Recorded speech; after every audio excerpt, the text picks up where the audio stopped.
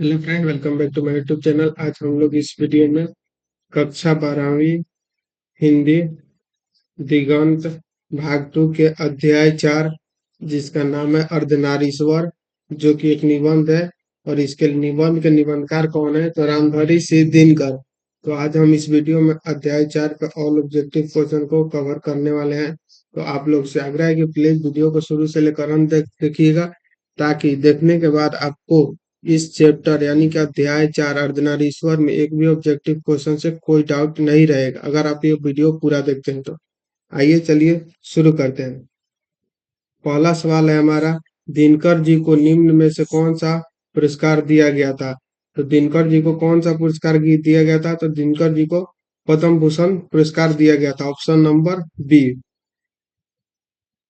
Next question है, अर्धनारीश्वर पाठ के लेखक कौन है? या अर्धनारीश्वर किसकी रचना है? तो हम अभी बताए हैं कि अर्धनारीश्वर किसकी रचना है, तो रामधारी सिंह दिनकर जी की रचना है, option number B. Please video को शुरू से लेकर अंत तक देखें, ताकि आपको कोई भी क्वेश्चन डाउट नहीं रहे। अगर कोई भी दिक्कत हो तो आप कमेंट करके पूछ सकते हैं। नेक्स्ट हमारा सवाल है, रामधारी सिंह दिनकर जी की रचना कौन सी है? तो रामधारी सिंह दिनकर की रचना कौन सी है? तो अभी हम बताए हैं कि अर्धनारीश्वर जो है वो रामधारी सिंह दिनकर का, यानी कि ऑप्शन नंबर डी। नेक्स्ट है, दिनकर जी का जन्म बिहार के किस जिले में हुआ था? तो दिनकर जी का जन्म बिहार के बेगूसराय जिले में हुआ था, ऑप्शन नंबर बी। बेगूसराय जिले में उनका जन्म हुआ था। नेक्स्ट क्वेश्चन है, अर्धनारीश्वर में किस गुण का समन्वय है? तो अर्धनारीश्वर में नारी और पुरुष दोनों के गुण का समन्वय है। नेक्स्ट क्वेश्चन है, दिनकर जी की पहली काव्य पुस्तक कौन सी है? तो उनकी पहली काव्य पुस्तक कौन सी थी? तो प्रणभंग। प्रणभंग जो था वो उनकी पहली काव्य पुस्तक थी, option number D. Next question है, दिनकर जी की पहली कविता किस पत्रिका में प्रकाशित हुई थी? तो दिनकर जी की जो पहली कविता थी वो किस पत्रिका में प्रकाशित हुई थी? तो वो छात्र सहोदर में प्रकाशित हुई थी, छात्र सहोदर, ऑप्शन नंबर ए। छात्र सहोदर में उनकी पहली पुस्तक जो थी वो प्रकाशित हुई थी। नेक्स्ट हमारा क्वेश्चन है, दिनकर जी की पहली कविता कब प्रकाशित हुई थी? तो कब प्रकाशित हुई थी? तो 1925 में प्रकाशित हुई थी, 1925, ऑप्शन नंबर बी। उनकी पहली जो काव्य पुस्तक थी वो 1925 में प्रकाशित हुई। अगला हमारा सवाल है, दिनकर जी के अनुसार यदि पति विचार है तो पत्नी क्या है? तो दिनकर जी के अनुसार अगर पति विचार है तो पत्नी क्या है? तो पत्नी भावना है, ऑप्शन नंबर सी, पत्नी भावना है। नेक्स्ट है, बुद्ध और महावीर ने नारियों को कौन सा अधिकार दिया है? तो नारियों को उन्होंने कौन सा अधिकार दिया है? तो बुद्ध और कबीर ने तो भिक्षुण होने का अधिकार दिया है, ऑप्शन नंबर बी। भिक्षुण होने का उन्होंने अधिकार दिया है। अगला हमारा सवाल है, पुरुष जब नारी का गुण लेता है तब वह देवता बन जाता है, किंतु नारी जब नर गुण सीखती है तब वह राक्षस हो जाती है। यह किसका कथन है? यानी कि ये जो बात है, ये बात किसने बोला था? तो ये बात बोले थे प्रेमचंद जी। कौन बोला था? तो प्रेमचंद जी बोले थे, ऑप्शन नंबर सी। ये बात कौन बोला था? तो ये बात प्रेमचंद जी बोले थे, ऑप्शन नंबर सी।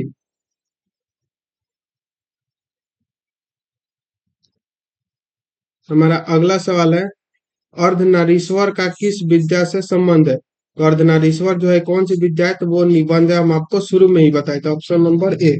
अर्धनारीश्वर क्या है? तो एक प्रकार का वो निबंध है।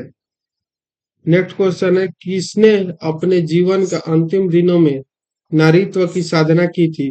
तो नारीत्व की साधना अंतिम दिनों में कौन किया था? तो गांधी जी किए थे, ऑप्शन नंबर ए। अंतिम दिनों में नारीत्व की साधना किसने किया? तो गांधी जी किए थे। अगला क्वेश्चन है, अर्धनारीश्वर शंकर और पार्वती का किस प्रकार का रूप है? तो अर्धनारीश्वर जो है वो शंकर और पार्वती का कैसा रूप है? तो एक प्रकार का कल्पित रूप है, option A, option B. Next है, प्रेमचंद के अनुसार नारी जब पुरुष के गुण सीखती है तब वह क्या हो जाती है? तो नारी जब पुरुष के गुण सीखती है तो वो राक्षसी हो जाती है, ऑप्शन नंबर डी। ये बात क्यों, कौन बोले थे? तो ये बात प्रेमचंद बोले थे। नेक्स्ट क्वेश्चन है, निम्नलिखित में कौन सी रचना दिनकर जी की नहीं है? तो इनमें से कौन सी रचना दिनकर जी की नहीं है?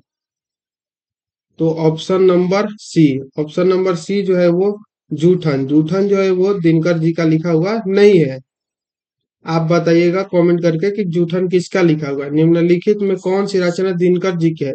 इस चारों में से पूछ रहा है दिनकर जी का लिखा हुआ रचना कौन सा है।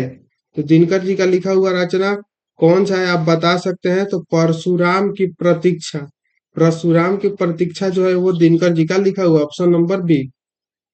अगला सवाल है हम लोग का, दिनकर को किस कृति पर भारतीय ज्ञानपीठ पुरस्कार प्राप्त हुआ अथवा ज्ञानपीठ पुरस्कार से सम्मानित रचना है? तो ज्ञानपीठ से पीठ से सम्मानित रचना कौन सी है? तो उर्वशी, उर्वशी पर उनको ज्ञानपीठ पुरस्कार मिला था, ऑप्शन नंबर बी। अगला हमारा सवाल है, युद्ध और शांति की समस्या पर लिखी गई काव्य कृति है। युद्ध और शांति की कृति पर लिखी गई काव्य कृति कौन सी है? तो कुरुक्षेत्र, कुरुक्षेत्र जो है वो युद्ध और शांति पर लिखी गई क्या है? काव्य कृति, option number B is the right answer. Next हमारा क्वेश्चन है, अर्धनारीश्वर कल्पित रूप है। तो अर्धनारीश्वर किसका कल्पित रूप है? तो शिव और पार्वती का जो अर्धनारीश्वर है वो कल्पित रूप है, ऑप्शन नंबर ए। नेक्स्ट है, गंधारी थी, तो गंधारी कौन थी? तो गंधारी दुर्योधन की जो वो माँ थी, ऑप्शन नंबर ए।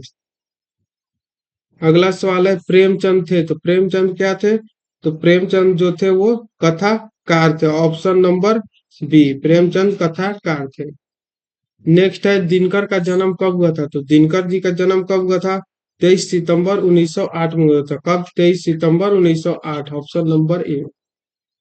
नेक्स्ट है, दिनकर किस युग के कवि हैं? तो दिनकर किस युग के कवि हैं? तो दिनकर छायावादी, छायावादी युग के कवि है, ऑप्शन नंबर बी। अगला हमारा सवाल है, संस्कृत के 4 अध्याय किसकी कृति है? तो संस्कृत की 4 अध्याय जो है वो किसका कृति है? तो रामधारी सिंह दिनकर जी का कृति है, Ramdhari Singh Dinkar, option number D is the right answer. हम लोग का आज का लास्ट क्वेश्चन है, कौन सी कृति रामधारी सिंह दिनकर की लिखी हुई है? यानी कि इन चारों में जो पूछ रहा है कौन सा कृति है जो वो रामधारी सिंह दिनकर का लिखा हुआ है। तो जो शुद्ध कविता का खोज है, शुद्ध कविता का खोज, ऑप्शन नंबर ए, ये रामधारी सिंह दिनकर का लिखा हुआ है। इस अध्याय का टोटल ऑब्जेक्टिव क्वेश्चन खत्म होता है। अगर कोई दिक्कत हो, कोई पूछना हो ऑब्जेक्टिव क्वेश्चन या कोई, तो आप हमसे बोल सकते हैं या हम दूसरा वीडियो लाएंगे। एक वीडियो में हम लोग क्वेश्चन एक अध्याय 1 से लेकर अध्याय 1 से अध्याय हम लोग 5 तक ऑब्जेक्टिव क्वेश्चन क्वेश्चन बैंक का कर लिए हैं, जिसमें कि 2000 यानी कि पिछले 10 वर्षों में जितना भी ऑब्जेक्टिव क्वेश्चन पूछा था हम लोग उसमें किए हैं। ठीक है, तो मिलते हैं नेक्स्ट वीडियो में नेक्स्ट चैप्टर या नेक्स्ट टॉपिक के साथ। तब तक के लिए जय हिंद। अगर वीडियो पसंद आया होगा तो लाइक कीजिएगा, चैनल पर नए हैं तो सब्सक्राइब कीजिएगा। मिलते हैं नेक्स्ट वीडियो में, थैंक यू।